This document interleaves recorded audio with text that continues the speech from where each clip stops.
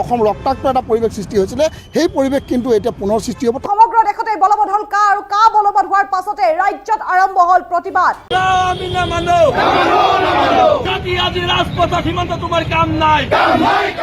আমি জনাই আছো এই মুহূৰ্তত এটা ডাঙৰ খবৰ কা বলবৎ হোৱাৰ পাছতে ৰাজ্যত আৰম্ভ হল প্ৰতিবাদ ৰাজ্যজুৰি প্ৰতিবাদ সাব্যস্ত কা বলবৎ হোৱাৰ পাছতে ৰাজ্যজুৰি প্ৰতিবাদ সাব্যস্ত প্ৰতিবাদস্থলীত উপস্থিত হৈছে আৰক্ষী আনহাতে প্ৰতিবাদকাৰীক বাধা দিছে আৰক্ষীয়ে আমি দৃশ্যাংশ দেখুৱাবলৈ চেষ্টা কৰিম সমগ্ৰ দেশত বলবৎ হল কা আৰু কাৰ অধিসূচনা জাৰি কৰিলে কেন্দ্ৰীয় গৃহ মন্ত্ৰালয়ে দেশজুৰি গঢ়ি তোলা হৈছে কটকটীয়া নিৰাপত্তা বেষ্টনী আৰু সম্ভাৱ্য পৰিস্থিতিৰ বাবে সাজু থাকিবলৈ অসম আৰক্ষীক নিৰ্দেশ অসম পশ্চিমবংগ ত্ৰিপুৰা উত্তৰ প্ৰদেশত বিশাল আৰক্ষী বাহিনী সাজু আৰু এই মুহূৰ্তত আমি প্ৰতিবাদ আমি দেখুৱাইছো ৰাজ্যজুৰি প্ৰতিবাদ সাব্যস্ত হৈছে আৰু কটন বিশ্ববিদ্যালয়কে ধৰি ৰাজ্যৰ ভিন্ন প্ৰান্তত আৰু কা বলবৎ হোৱাৰ পাছতে ৰাজ্যত আৰম্ভ হল প্ৰতিবাদকাৰীক বাধা আৰক্ষীৰ ইতিমধ্যে সমগ্ৰ ৰাজ্যতে কা নামানাৰ হুংকাৰ দি প্ৰতিবাদ সাব্যস্ত হৈছে উত্তাল প্ৰতিবাদ সাব্যস্ত উজনিৰ পৰা নামনিলৈকে প্ৰতিবাদ সাব্যস্ত হৈছে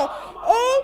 কাৰ নামত যি আচলতে কা সন্দৰ্ভত যি প্ৰতিবাদ সাব্যস্ত হৈছে সমগ্ৰ ৰাজ্যত এই সন্দৰ্ভত আমাৰ লগত মন্তব্য আছে সেই মন্তব্য আমি আগবঢ়াইছো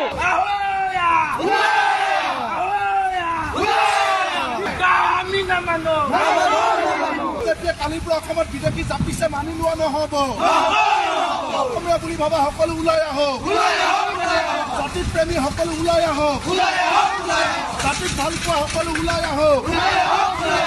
অসমৰ লাখ লাখ লোকে আৰু ভাৰতবৰ্ষৰ বিভিন্ন প্ৰান্তত এই কা নামানো আৰু কা নালাগে বুলি প্ৰতিবাদ কৰাৰ পাছতো কিন্তু এই বিজেপি চৰকাৰখনে আচলতে এই কথাবিলাক গুৰুত্ব নিদিলে যোৱাকালি কা প্ৰযোজ্য কৰিছে কা আপোনালোকে প্ৰযোজ্য কৰিছে আমাৰ ক'বলগীয়া নাই কিন্তু প্ৰতিবাদ যিদৰে বিগত সময়ত হৈছিলে অসম ৰক্তাক্ত এটা পৰিৱেশ সৃষ্টি হৈছিলে সেই পৰিৱেশ কিন্তু এতিয়া পুনৰ সৃষ্টি হ'ব তাতোকৈ বেছি প্ৰতিবাদ হ'ব আজি পুৱাই আচলতে প্ৰতিবাদ হৈছে সন্ধিয়াও প্ৰতিবাদ হ'ব আৰু যেতিয়ালৈকে কা বাতিল নহ'ব তেতিয়ালৈকে প্ৰতিবাদ হৈ থাকিব আৰু আমি এটা কথা জনাব বিচাৰিছোঁ অসমবাসী ৰাইজক যে আচলতে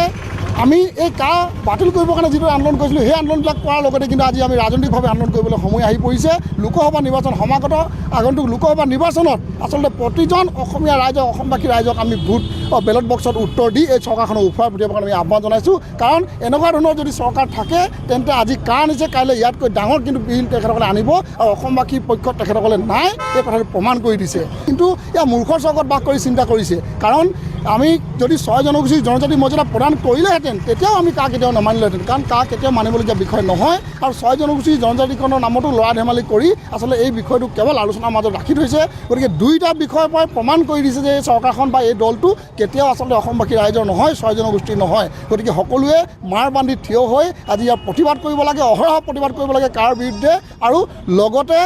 সন্ধিয়ালৈ সকলোৱে প্ৰতিদিনাই আচলতে একযোগে বন্তি প্ৰদান কৰি এই চৰকাৰখনক পুনৰবাৰ আমি আহ্বান জনাইছোঁ যে নিপাত যাবৰ কাৰণে কামনা কৰিব পাৰোঁ